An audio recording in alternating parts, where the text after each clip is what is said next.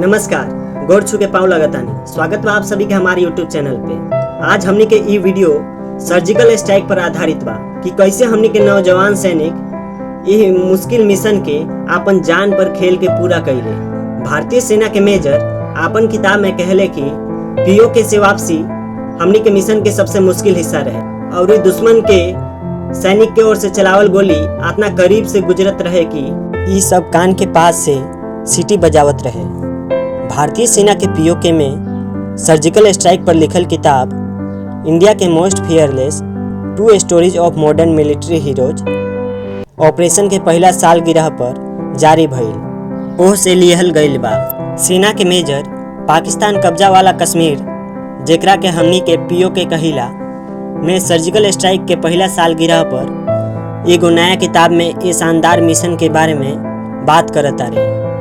ये अधिकारी के मेजर माइक टेंगो के नाम से जिक्र कइल गइल बा, जौना के शीर्षक बा भारत के सबसे बेखौफ आधुनिक सैन्य हीरोज के सच्चा कहानी। सेना उड़ी हमला में नुकसान उठावे वाला यूनिट के सैनिकन के इस्तेमाल एह विस्तृत बदला लेवे के मिशन खातिर करे के फैसला कइल रहे। एगो घटक पलटन बनल और जौना दोनों यूनिट के आदमी के गंवा भइल रहे ओकरा के रस्सी से बांध के सीमा चौकी के मैन करावल गइल और आगे आवे वाला मिशन के महत्वपूर्ण इलाका के खुफिया जानकारी और सहायता दिहल गइल। रणनीतिक रूप से ये एगो स्मार्ट कदम रहे। सीमा के जमीन के लेके अपना से बढ़िया से बहुत कम लोग जानत रहे, बाकिर एकर एगो और चतुर कारण रहे। किताब में कहल गइल बा कि ये लोग के मिशन में शामिल कइला से कम उड़ी के भूत के आराम देवे शुरू हो जाई। योजना के विवरण के बारे में कहल गइल बा कि टारगेट लिस्ट की जांच एगो top secret chain of command के संगे कइल गई, जौना में मुश्किल से मुट्ठी भर लोग के संख्या रहे, जौना में पूरा तरीका से जानला के जरूरत के नियम लागू रहे। वो कहले कि इंटेलिजेंस ब्यूरो और research and analysis wing RW के नामित अधिकारी के ओर से विकल्प के जांच कइल गई। ओकरा बाद सरकार के सोझा अंतिम अनुशंसित ब्रीफ पेश कइल गई। मेजर टेंगो के हड़ताल के अंजाम देवे खातिर ऑपरेशन के नेतृत्व करे के काम सौंपल गइल रहे। टीम लीडर के रूप में मेजर टेंगो खुद हर आदमी के चुनले रहले, जौना में अधिकारी और आदमी शामिल रहले जवन की सहायक भूमिका निभौले। उनका यह बात के भी तीव्रता से अवगत रहे कि 19 आदमी के जीवन बिल्कुल शाब्दिक रूप से उनका हाथ में बा। हालांकि मेजर टेंगो यह काम खातिर सबसे बढ़िया आदमी चुनले रहले, लेकिन एगो बात उनका के परेशान करत रहे, डी इंडक्शन भाव वापसी। किताब में उनका से उद्धृत करत कहल गइल बा कि वे हमरा मालूम रहे कि हम लइकन के गंवा सकतानी। वास्तविक हमला भी ऐसा ना रहे जवन की कमांडो के परेशान करे। ई वापसी रहे LOC तक चढ़ाई की यात्रा, जवन सही मायने में कठिन हिस्सा रहे। वो कहले कि उनका पीठ पर पाकिस्तान सेना के चौकी से आग के सामना करे के पड़ी, जवन की देर से नींद से जागल हुई। आपोस्ट के दबंग स्थिति से भागत योद्धा लोग के देखल आ मारल आसान निशाना बन जाई। पाकिस्तान की इंटर सर्विसेज इंटेलिजेंस ISI के ओर से संचालित और पाकिस्तान सेना के ओर से सुरक्षित कुल 4 आतंकी लॉन्च पैड के चयन कल गई। मोबाइल पर नकाबपोश संचार के एगो सिलसिला के माध्यम से मेजर टेंगो के आदमी 4 गो संपत्ति से संपर्क कैले। पीओके में 2 गो स्थानीय गांव के लोग आ एह इलाका में काम करे वाला 2 गो पाकिस्तानी नागरिक, दोनों भयावह जैश-ए-मोहम्मद आतंकी समूह के तिल ऐसन आदमी जेकरा लगे कुछ साल पहले भारतीय एजेंसियन के ओर से घुमावल गइल रहे। वो कहले कि चारों संपत्ति अलग अलग ओ लक्ष्य जानकारी के पुष्टि कैलस, जवन की उनका सोझा राखल गइल रहे। खुफिया जानकारी के मामला में LOC के ओर से टीम के आगे कुछ हो ना रहे। शिव और राहुल सिंह के लिखल आ पेंगुइन इंडिया के प्रकाशित एक किताब में असाधारण हिम्मत और निर्भीकता के 14 गो सच्चा कहानी बतावल गइल बा, जौना में भारत के सैनिक अकल्पनीय शत्रुतापूर्ण हालात में और गंभीर उकसावे में कौना तरह की वीरता के झलक मिलत बा।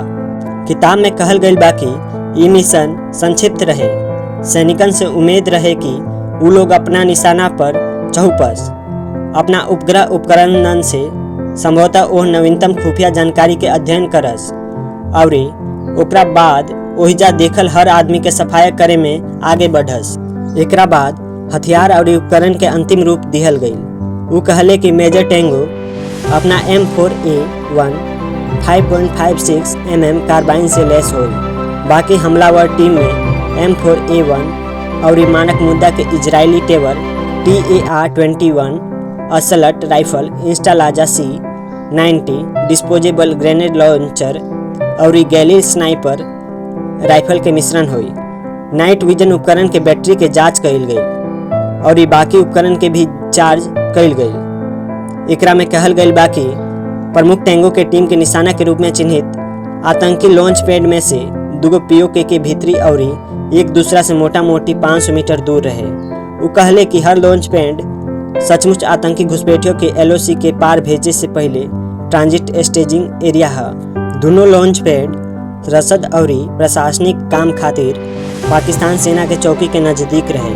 किताब के मुताबिक ISI के हैंडलर अक्सर घुसपैठ के कोशिश से पहले ये लॉन्च पैड पर जास। वो कहले कि जौना पल से गोलीबारी शुरू भइल रहे तब से अंतिम गोली चले तक 1 घंटा से कुछ ज़्यादा समय हो गई रहे। हमला की उन्मादी गति के मतलब रहे कि अब दुगो लॉन्च पैड पर बटल हमला के बाद एकजुट भइल टीम के बहुत मोटा मोटी अनुमान के संगे जाए के तैयारी हुई कि वो लोग कितना आतंकी के मारे में कामयाब भइल रहे।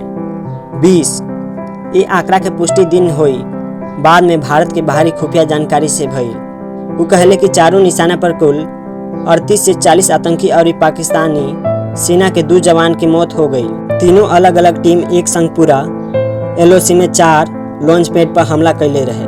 POK में ईंधन के प्रवेश के समन्वय और सटीक समय निर्धारित कैल गए रहे। रहल बात वापसी के त मेजर POK में प्रवेश करे खातिर इस्तेमाल होखे वाला रास्ता ना बलुक एगो अलग रास्ता पर जाए के फैसला कैले जवन की लंबा और ज़्यादा चक्करदार होखे लेकिन अपेक्षाकृत सुरक्षित होखे। बाकी जब भारतीय सैनिक लौटत रहले त पाकिस्तान सेना के चौकी अपना लगे जवन कुछ रहे ओकरा से गोलीबारी कर दिहल। सीमा पार से भइल हमला से नाराज वो कहले कि एक समय गोली इतना नज़दीक रहे कि वो हमनी के कान के पास से सीटी बजावत रहे। जब राउंड आपके माथा के बहुत नज़दीक उड़ जाला तो एगो परिचित पुट पुट आवाज़ आवेला। मेजर टेंगो याद करता रे अगर हम 1 फुट लंबा होती तो हमार का। किताब में कहल गई बाकी चक्करदार भागे के दौरान ये आदमी अक्सर ज़मीन पर सपाट हो जाने काहे कि गोला बारूद के ओला से ओह लोग के राह में मौजूद पेरन के टुकड़ा टुकड़ा कर दिहल जात रहे। डी इंडक्शन मार्ग में विशेष रूप से कमजोर 60 मीटर के पैच कमांडो के सबसे नज़दीकी कोल देले रहे। अभी भी पेट पर सपाट रहे लेकिन कौनो प्राकृतिक विशेषता ना छिपावे के चलते बिना मार ले पूरा दूरी तक फिसल जाए की जरूरत रहे। गोला बारूद ओह लोग से इंच दूर जमीन से टकरा के जोरी बना के पार करत मेजर टेंगो के टीम सूरज उगे से पहले LOC तक पहुंच गई। अंत में 4.5 घंटा पर एकरा के पार कर गई।